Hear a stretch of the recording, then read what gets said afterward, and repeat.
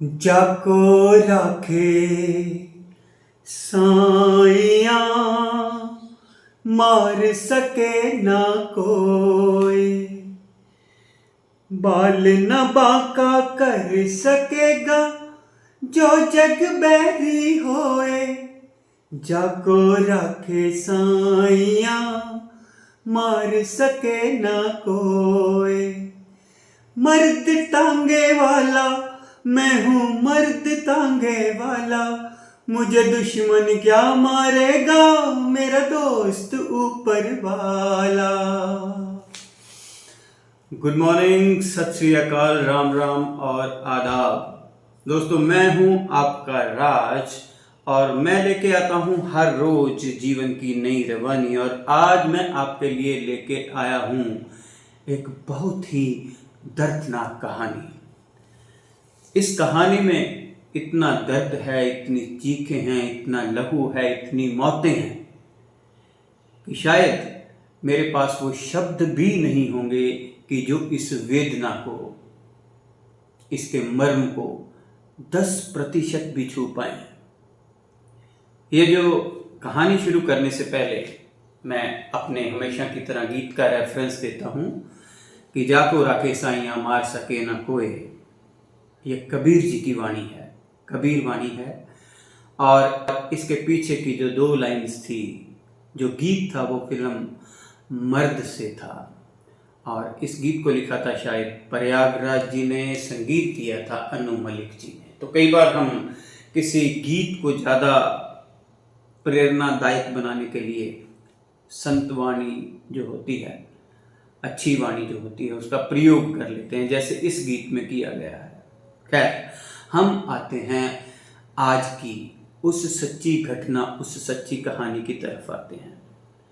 तो इस कहानी का जो सीधा संबंध है वो आपको पता ही है, आज के दिन के साथ है, यानी कि 9 अगस्त और आज से 81 बरस पीछे। और सन था 1945। देश का नाम था जापान। जी हाँ, ये वही जापान था जिसके ऊपर आज से 3 दिन पहले, 81 बरस पहले 1945 में हिरोशिमा पे अमेरिका ने एटम बम फेंका था, जिसका नाम था लिटिल बॉय। अमेरिकन प्रेसिडेंट जो थे उनका नाम था हैरी ट्रूमैन। तो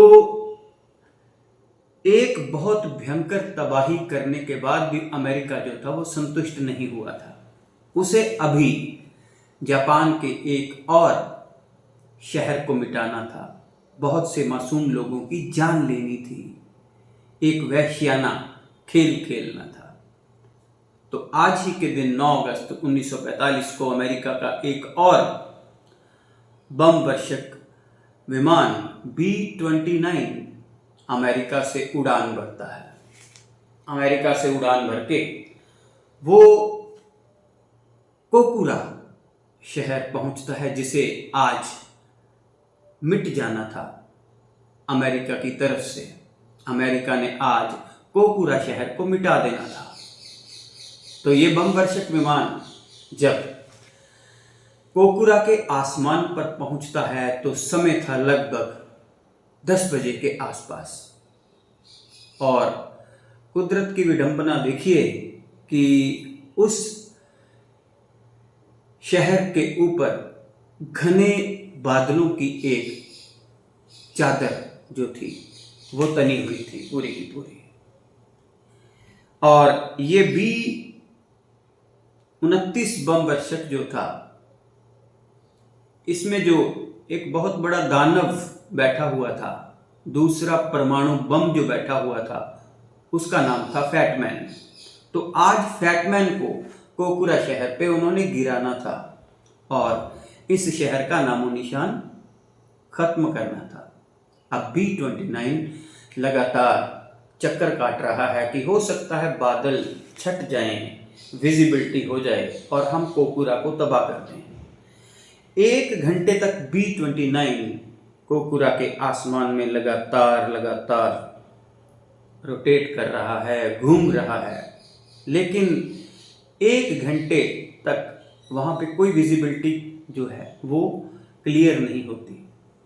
ये B-29 31,000 फीट की ऊंचाई पर उड़ रहा है और अगर ये बादलों से नीचे आता है तो उसे डर है कि नीचे जापानीज आर्मी की जो तोपें हैं वो आग उगल रही हैं और वो इनका मिशन फेल भी कर सकती हैं, इन्हें खत्म भी कर सकती हैं। तो इसलिए ये डर के मारे नीचे भी नहीं आ रहे।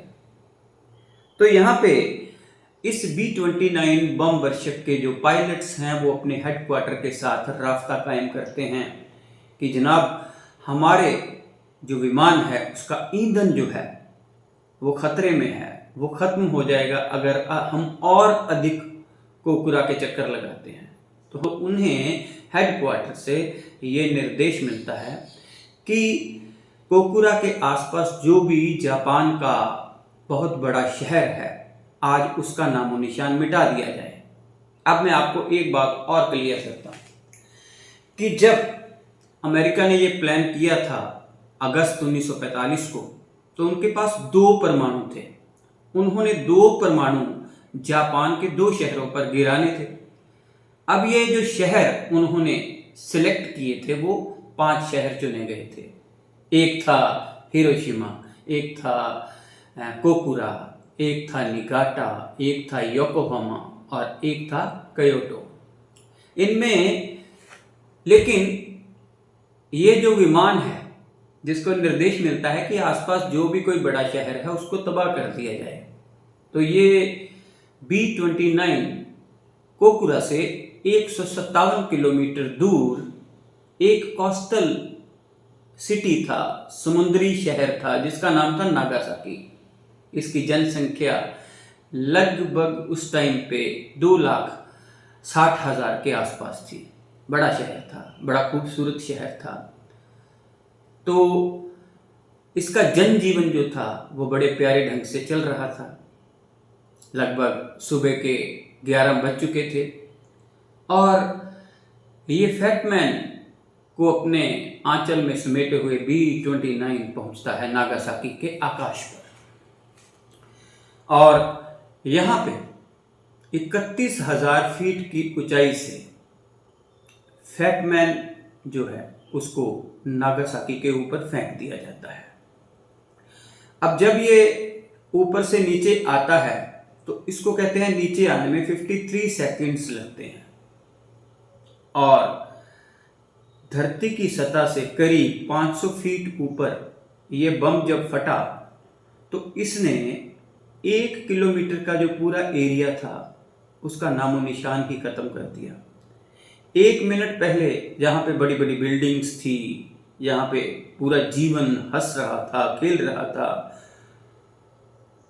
1 मिनट के बाद ही वो सारा मंजर कुछ ही सेकंड्स में खत्म हो गया।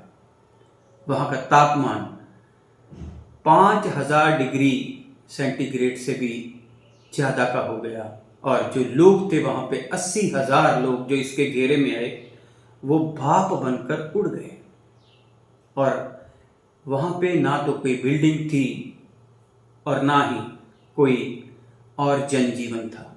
सारा का सारा मिट गया, जैसे किसी ने ब्लैक बोर्ड से पूरा का पूरा लिखा हुआ एक ऐसे ही मिटा दिया हो, निबंध ही मिटा दिया हो। और इसकी रेंज में जो दूसरे लोग आए वो सारे के सारे जो थे वो चीख पुकार रहे थे, वो मौत मांग रहे थे। उनके मांस जो था वो लटक रहा था, गिर रहा था, पिघल रहा था। तो नागासाकी नाम के इस शहर में B-29 अमेरिकन जो बम वर्षक था और फैटमैन नाम के उस परमाणु धमाके ने लगभग 1.5 लाख लोगों का जीवन खत्म कर दिया था। दोस्तों, मैं इस छोटी सी कहानी के माध्यम से आपसे ये बात करना चाहता हूँ कि कई बार मैं सोचता हूँ कि क्या कोकुरा के लोग ज़्यादा सौभाग्यशाली थे या नागासाकी के लोग जो थे उनके सर के ऊपर बहुत बड़ा दुर्भाग्य जो था वो मंडरा रहा था। जिस शहर का नाम उन 5 शहरों में भी नहीं था जो टारगेट होने थे, उसी शहर से एक हंसता खेलता जीवन जो था वो सदा के लिए मिट गया। और जिस शहर को अमेरिका ने समाप्त कर देना था, खत्म कर देना था, वो शहर जो था वो हंस खेल रहा था। उसके ऊपर जो घने बादलों की एक चादर आई थी, क्या वो इस बात की तरफ इशारा नहीं करती कि ईश्वर का अस्तित्व कितना मजबूत है। यहाँ पे आके एक बात पुख्ता तौर पर सच साबित होती है।